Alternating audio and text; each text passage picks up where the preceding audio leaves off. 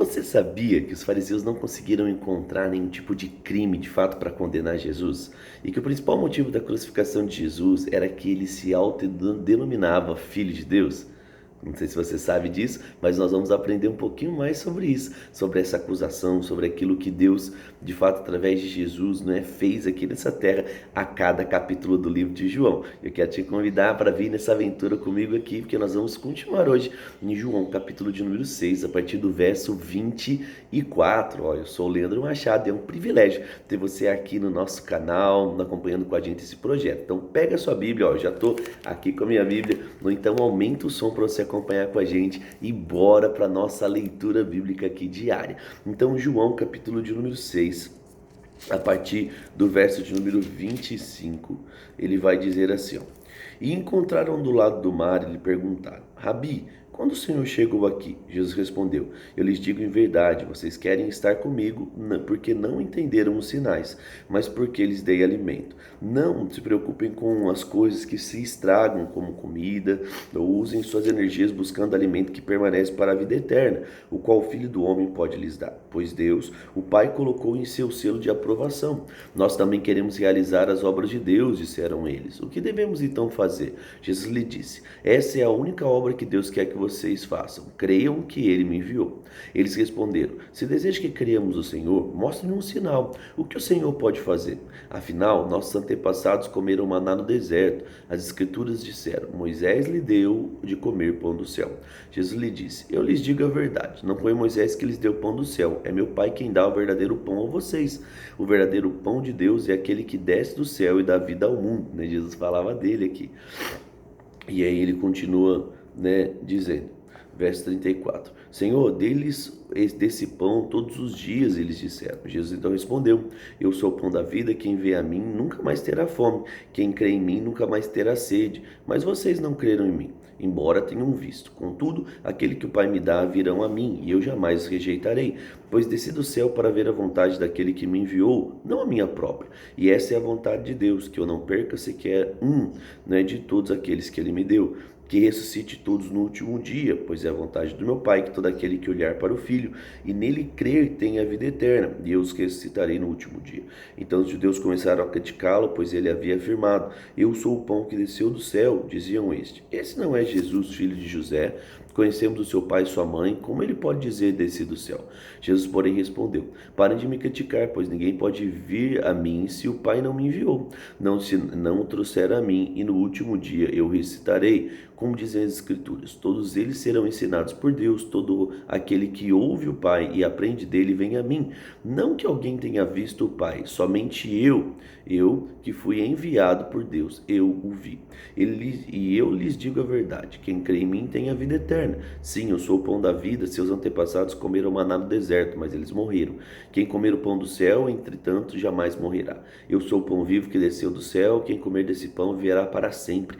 E este pão que eu lhe oferecerei para que o mundo viva é a minha carne. Então os judeus começaram a discutir entre si a respeito do que ele queria dizer. Como pode esse homem, nos dar da sua própria carne para comer? Eles perguntavam. Então Jesus disse novamente: Eu lhes digo a verdade. Se vocês não comerem da carne do Filho do Homem, não beberem o seu sangue, não terão vida em si mesmo. Mas quem come da minha carne, bebe do meu sangue, terá a vida eterna. Eu ressuscitarei no último dia, pois a minha carne é minha verdadeira comida e o meu sangue é a verdadeira bebida.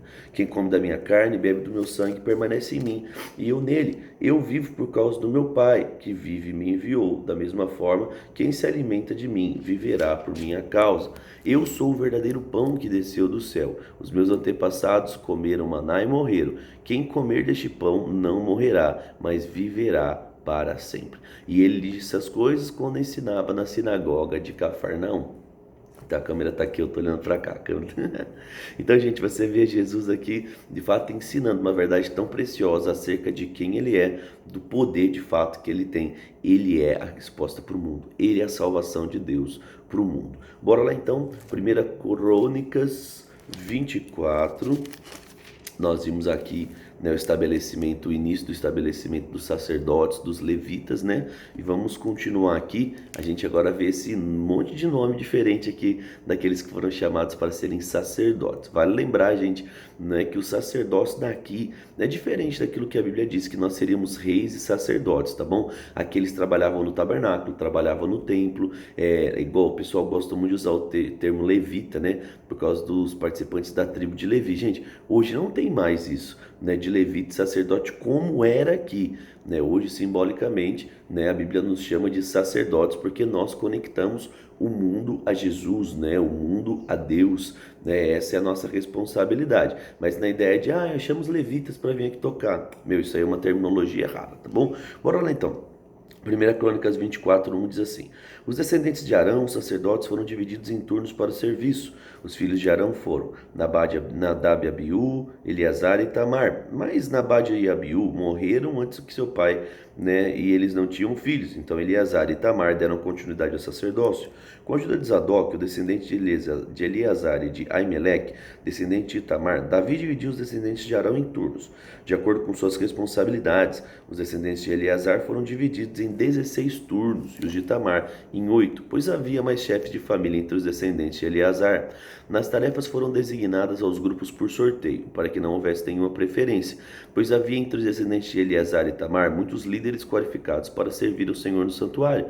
Semaías, filho do levita Natanael, foi secretário e anotou o nome e as tarefas na presença do rei, dos líderes sacerdotes Sadoc, de Aimeleque, filho de Abiatar, e dos chefes das famílias dos sacerdotes dos levitas.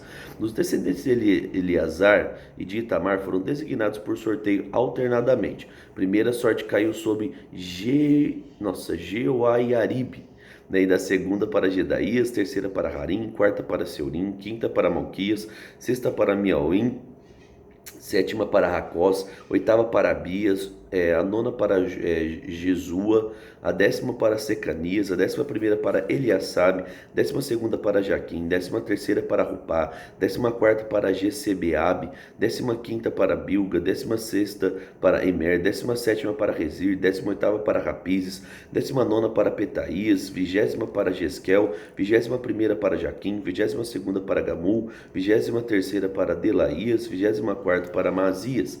Cada grupo realizava as tarefas que lhe haviam sido designadas na casa do Senhor, de acordo com os procedimentos definidos de seus antepassados Arão, em obediência às ordens do Senhor, o Deus de Israel. Os outros chefes das famílias descendentes de Levi foram: dos descendentes de Arão, Sebuel; dos descendentes de Sebuel, Gedias; dos descendentes de Rebaías, Isias; descendentes de Izar, Selomite; dos descendentes de Selomite, Jaate; dos descendentes de Hebron, Gerias, o chefe; Amarias, o segundo; Jaziel, o terceiro; Jecameão, o quarto; dos descendentes de Uziel, Mica; dos descendentes de Mica, Samir; e de Isias, irmãos de Mica; dos descendentes de Isias, Zacarias; dos descendentes de Merari, Mali e Muzi; dos descendentes de Jesaías, Beno; dos descendentes de Merari, por Jazias, Beno, Soão, Zacur e Ibre; dos descendentes de Mali, Eleazar, que não teve filhos; dos descendentes de Quis, Jerameel; dos descendentes de Muzi, Mali, Éder e Jerimote. Esses foram os descendentes de Levi, de acordo com suas famílias, com os descendentes de Arão.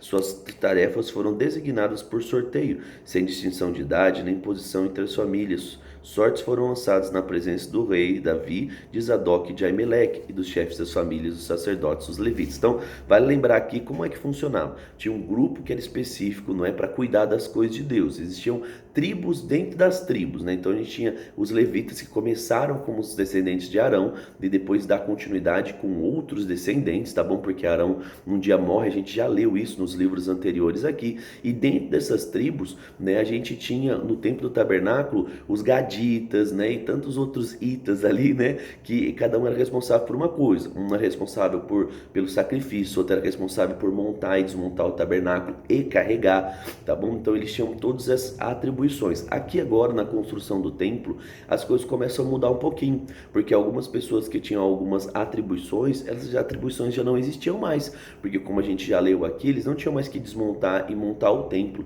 tá bom? Então aqui começa uma nova organização sobre o que cada um deveria fazer, tá bom? É isso aqui que está acontecendo. Bora agora para Zacarias, capítulo de número 10. Lembra que Zacarias está profetizando acerca de muitas coisas, falando sobre visões, e agora ele vai falar sobre uma restauração.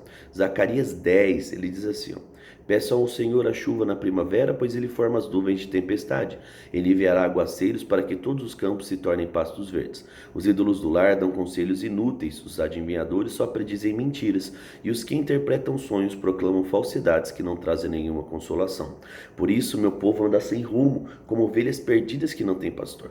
Minha ira arde contra os seus pastores, e eu castigarei esses líderes, pois o Senhor dos Exércitos chegou para cuidar de Judá, o seu rebanho, e ele o tornará forte e glorioso como um majestoso cavalo na batalha. De Judá virá a pedra angular, né?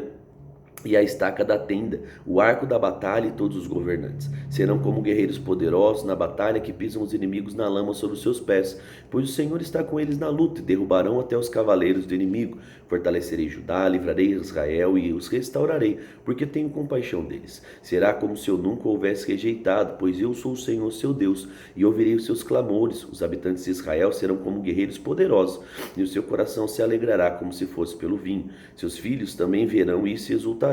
Sim, seu coração se alegrará no Senhor quando eu assoviar para eles. Eles virão até mim, pois eu resgatarei. Eles crescerão e tornarão numerosos como antes. Embora eu os tenha espalhado entre as nações, ainda se lembrarão de mim nas terras distantes. Eles e seus filhos sobreviverão e voltarão para Israel. Eu os trarei de volta do Egito e juntarei na Síria. Eu os estabelecerei outra vez em Gileade, no Líbano, até que não haja mais espaço para todos. Passarão pelo mar da aflição, pois as ondas do mar serão contidas e as águas do Nilo secarão.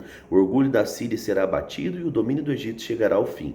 Por meu poder fortalecerei meu povo e pela autoridade do meu nome eles viverão. Eu então, o Senhor, falei. Então lembra, né, que de tantas colheitas ruins que o povo de fato estava desfrutando, agora Zacarias começa a anunciar um tempo de restituição. Lembra que o povo se espalhou, o povo se perdeu, o povo foi dividido, o povo perdeu sua própria terra. Eles foram levados, né, como escravos, eles foram ali levados cativos. A gente sabe que a Bíblia fala sobre vários cativeiros, o cativeiro do Egito, o cativeiro da Babilônia, e aí aqui Zacarias fala sobre um tempo de restauração. Lembra, gente, que às vezes você pode errar. Eu sei que isso não é o seu objetivo, nem a sua intenção, mas pode acontecer. E no momento que acontecer, você precisa rapidamente pedir perdão para que ele possa te perdoar e restaurar a sua sorte. Não desanime quando o erro acontecer. Respire fundo, peça perdão. 1 João diz que ele é o seu advogado, ele te perdoa, ele te ajuda, tá bom? Vamos orar.